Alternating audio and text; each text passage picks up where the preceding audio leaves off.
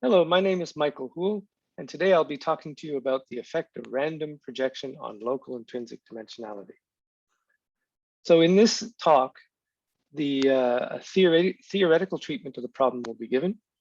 In the introduction, we will look at the issues surrounding projection, as well as the famous Johnson-Lindenstrauss lemma, and then switch to a review of some of the needed concepts in local intrinsic dimensionality, and then start tying that together with a discussion of how linear projection, random linear projection in the Euclidean setting affects the local intrinsic dimensionality of the projected space relative to that of the original space.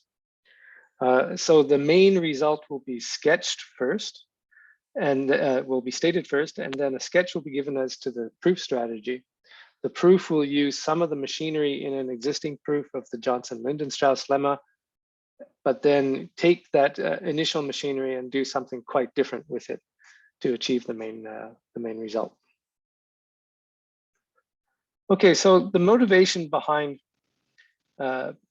projection or dimensional reduction comes from a scenario that many people in the audience here know too well, that of the question of what do we do in application settings when we have too many features.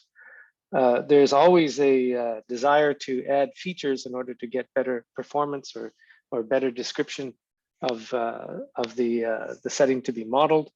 But the additions of large numbers of features comes with a high cost of data processing, and dimensional reduction is just a very common traditional technique used to try to reduce the cost. But something more is going on when you have a large number of features as well.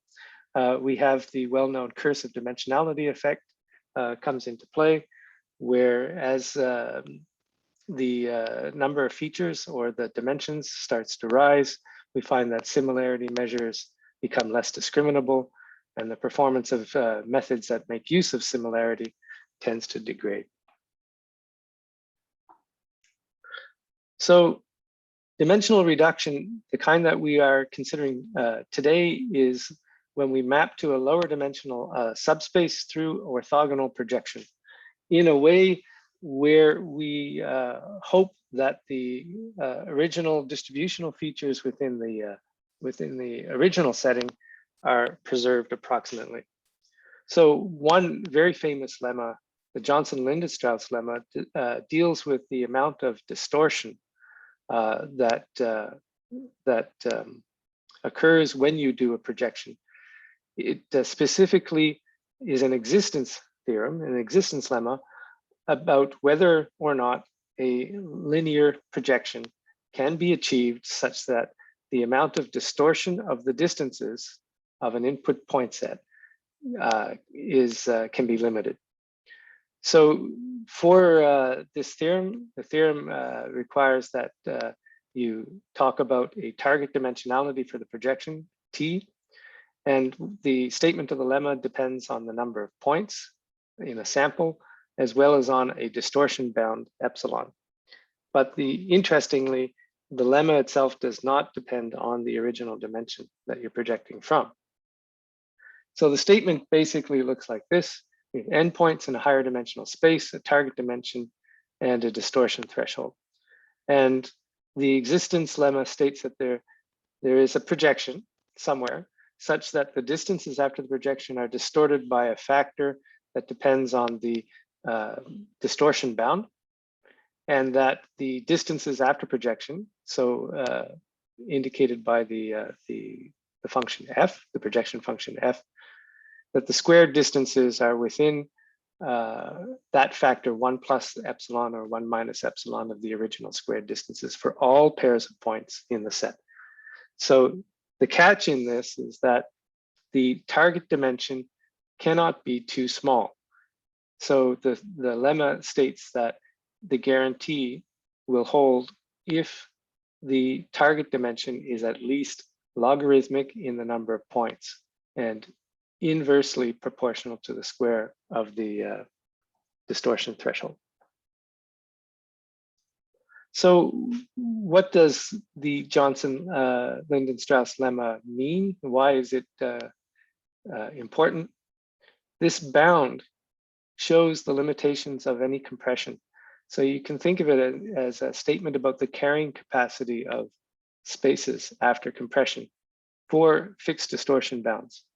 And so one implication is that if you want your embeddings after projection to be of low distortion, that you require a higher dimensionality of the subspace to project into, assuming that you are fixing a sample size. So the question that we are going to be considering here is, how does this sort of projection affect the intrinsic dimensionality of data in the Euclidean setting and for random linear projection? Okay, so before getting to the result, let's review some of the necessary concepts in local intrinsic dimensionality. So a way of thinking about this particular local intrinsic dimensional model comes from a previous model called the expansion dimension. And so this particular type of intrinsic dimensionality measure comes from the setting of m-dimensional Euclidean space.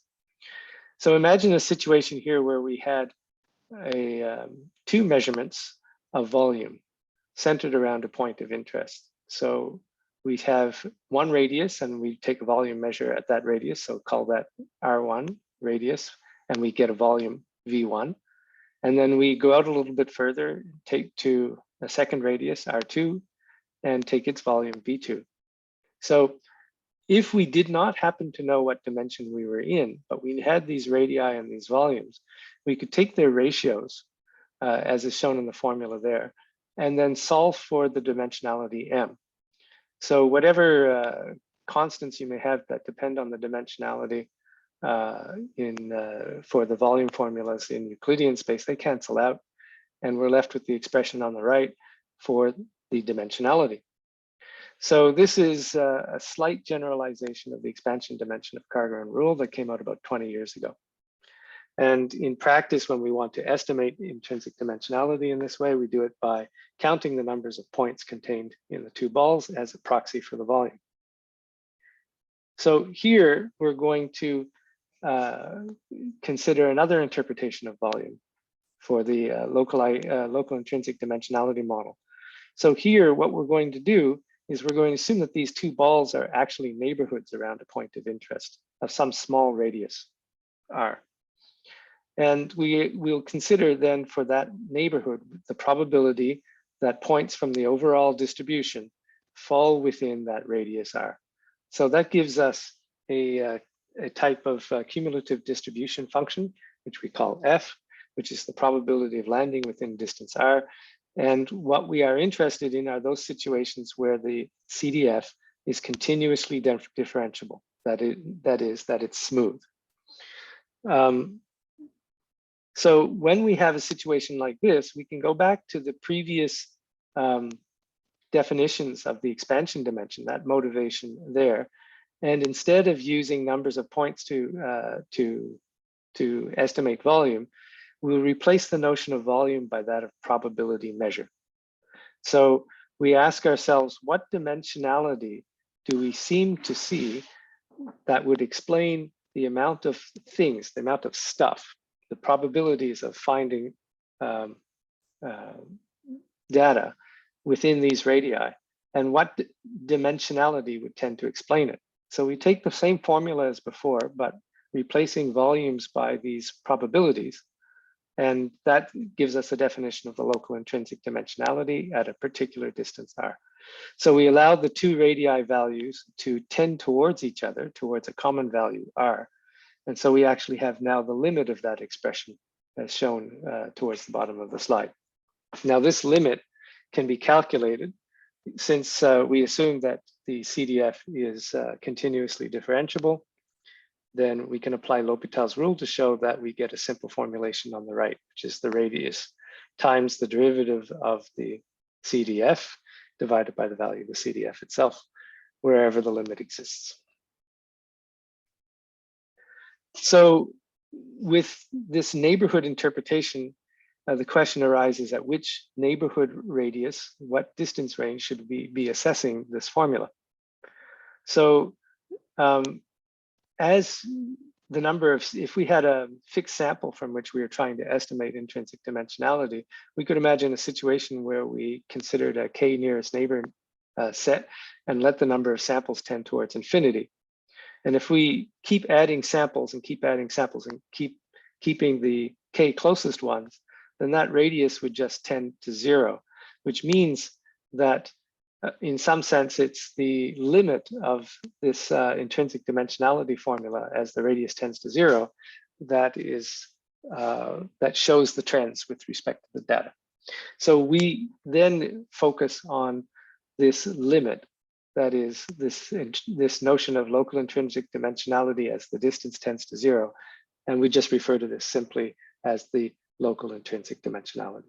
So from this point on, this is what we will refer to when we say LID, or local intrinsic dimensionality.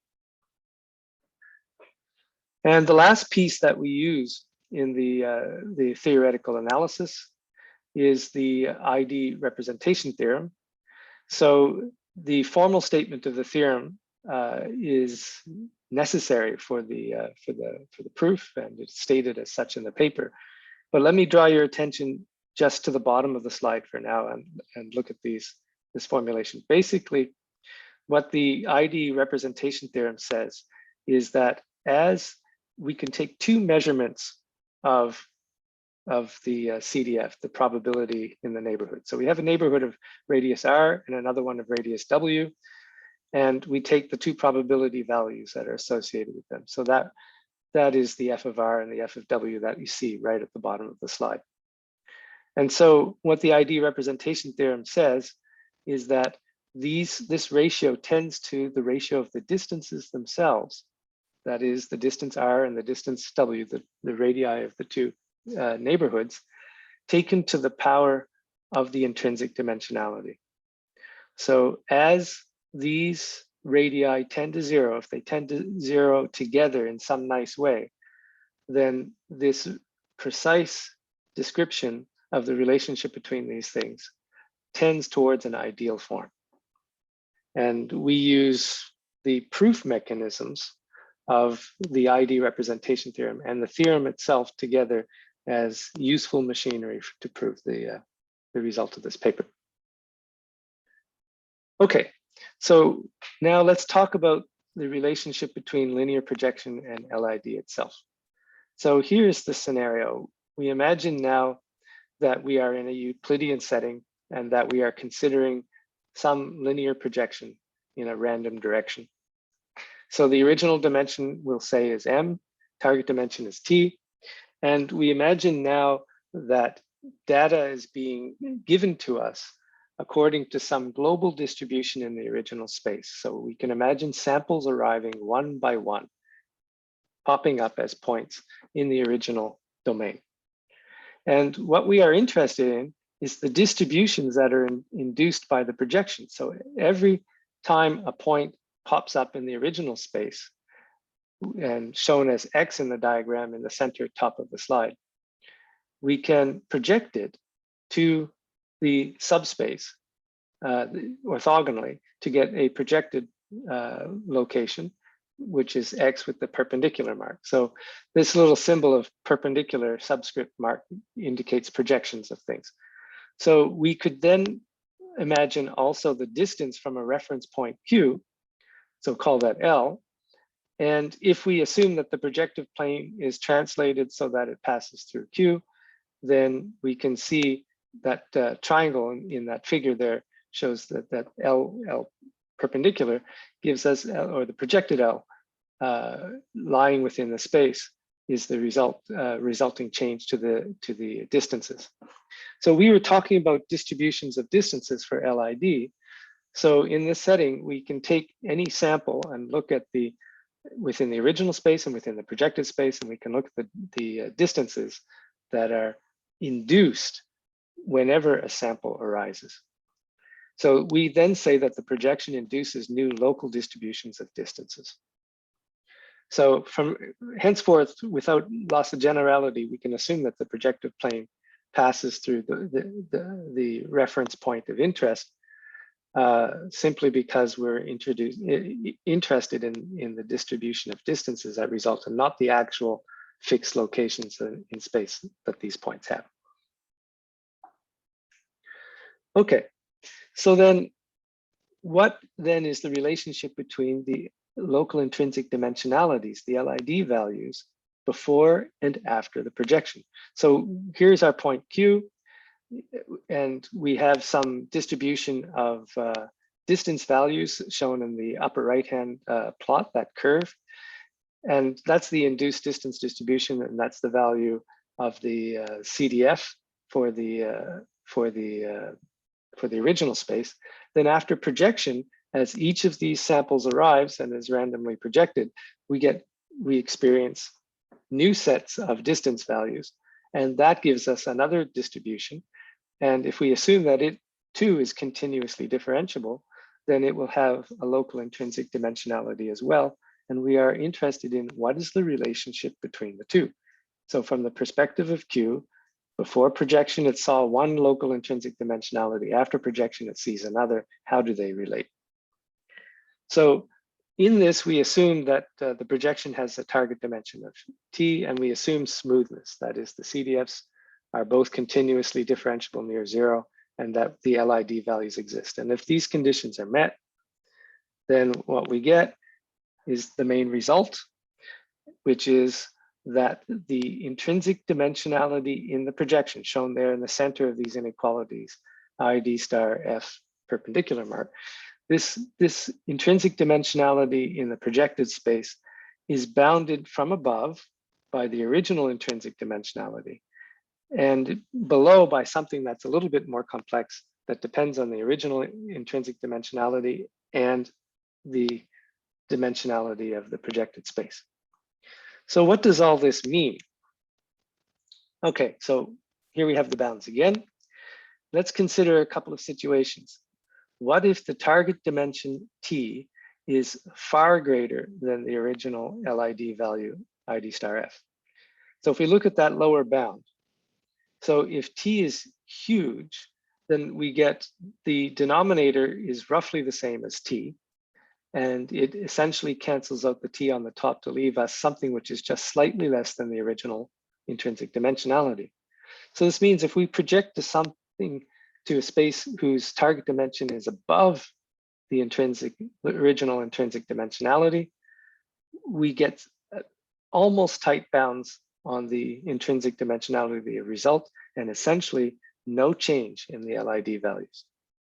However, if we compress too much and the target dimension is far below the original LID, then we get the reverse. So the LID, if the original LID values are very large, then we tend to cancel between the denominator and the ID value in the numerator of the lower bound, leaving the something which is very close to T. So the lower bound in this case would tend towards T, which is an indication of full dimensionality within the target subspace, which is an indication of possible information loss. So if you compress too much, you tend to lose information and you tend to fill the target space, which is what this lower bound suggests. So the intrinsic dimensionality is squeezed between the original from above and this lower bound, which can, depending on which is bigger between the target dimension and the original LID, then it tends to reflect one of those two. Okay, so now just a little bit then about the proof strategy of how we can get to this result. So some of this machinery is borrowed from a probabilistic proof of the Johnson-Lindenstrauss lemma that was developed by Das Gupta and Gupta almost 20 years ago. And so although their proof is actually quite different from what we did here, there's a little bits of machinery that turned out to be extremely useful for the result. So the first one was an observation of projection space equivalence. So what they observe is that if you have a situation where you're considering a random projection in a Euclidean space, then if you consider the the situation where you have points on the unit, the unit ball, and you project down to a subspace that runs through the origin. Then this situation where you have fixed points projected to random subspaces determining distances to the origin within that subspace is equivalent through the rotation of the frame of reference to a situation where you have a random point on the unit ball being projected down to a fixed subspace. So this doesn't seem like much. You can see in the diagrams that it just takes a rotation of the frame of reference to show that this is true. But what this allows you to do is to consider then a situation where the point is a random sample, the subspace is fixed, and so therefore it simplifies the representation of the analysis. We can analyze with respect to projection onto the first t coordinates out of M, rather than wondering what the orientation of our space happens to be. And some other machinery that is borrowed from their analysis is the question of what happens to unit length vectors after random projection. They analyzed the expected squared length of a unit length vector. So that is a point, random point on the unit sphere. And they consider its expected squared length after projection to the t-dimensional space. And so basically they get two things. One is the expectation, which is just simply t, the new subspace dimension, over m, the old subspace dimension. And then they also have a Chernoff style bound on the probability of the actual lengths exceeding the expectations or falling below the expectation value by large factors beta. So that means that as beta increases away from 1 or decreases below 1, the same bound applies. And what we get is an expression where the probability falls away. So these are sharpness bounds or concentration bounds of the Chernoff style. So we use just this setting, just the machinery of the analysis of expectation and variance, probability of deviation for the case of what happens to the length of a vector after random projection, and then use that for our own purposes. So how the result of this paper uses this machinery is a bit too complicated to show here, but we can give a rough outline or sketch of what is done. So this machinery is used in a couple of ways. So first of all, the probability density functions, actually that's a typo, should be the cumulative distribution functions. The CDFs, the squared distance distributions before and after projection, are aligned through these expected values from this analysis. And the tightness of the alignment is determined or analyzed using these Chernoff bounds. And everything comes down to the choice of what beta should be. And in fact, both of these things, the alignment through the expected values and the analysis of the tightness of the alignment to get the error or the tightness of the bounds down, are achieved by optimizing the choice of beta in this expression to try to minimize that probability of deviation. And so then the connections to the LID theory, that is connections through the ID representation theorem and its proof mechanisms, are achieved through a very careful, optimized choice of beta. So it's a complex argument. It's very different from the JL proof after the mechanics of projection itself. And for the details, please take a look at the paper. It is all the original parts of the analysis are fully appear in the paper, and the machinery that it uses is stated together with all the assumptions. Okay, so just to conclude then, we have a Johnson-Lindenstrauss style result for local intrinsic dimensionality in Euclidean settings under random linear projection, which states that the intrinsic dimensionalities after projection are bounded from above by the original and from below by something that depends on both the target dimension and the original intrinsic dimension. And we have some implications for dimensional reduction. With respect to the intrinsic dimensionality, we can say that this type of projection doesn't greatly affect the intrinsic dimensionality, and can't be expected to alleviate the curse of the dimensionality, simply because if we project to dimensions which are higher than the ID, we tend not to have much of an effect. If we go too far, we risk information loss, and we can see that happen as we start to fill the dimensionality of the target space. So one question, though, about these bounds is that remains is whether the question of whether the lower bound can be tightened in some sense, because we can see that in the two extremes, the behavior tends towards that of ID, or that F, or that of T. And it's interesting to consider whether or not the minimum of these two values is in fact a possible lower bound. So one caveat: these conclusions hold asymptotically and theoretically. They assume that we have smooth CDFs and that these values, we're interested in what happens as the neighborhood sizes are driven towards zero. If we have finite samples of points and we want to come up with good linear projections, we may be able to do better than what this says, but at the potential risk of overfitting to the samples that we have. But nevertheless, if you're going to consider what the asymptotic trends are, eventually the bounds that are stated on this slide eventually will kick in. So thank you very much for your attention, and I hope to see you all at the conference.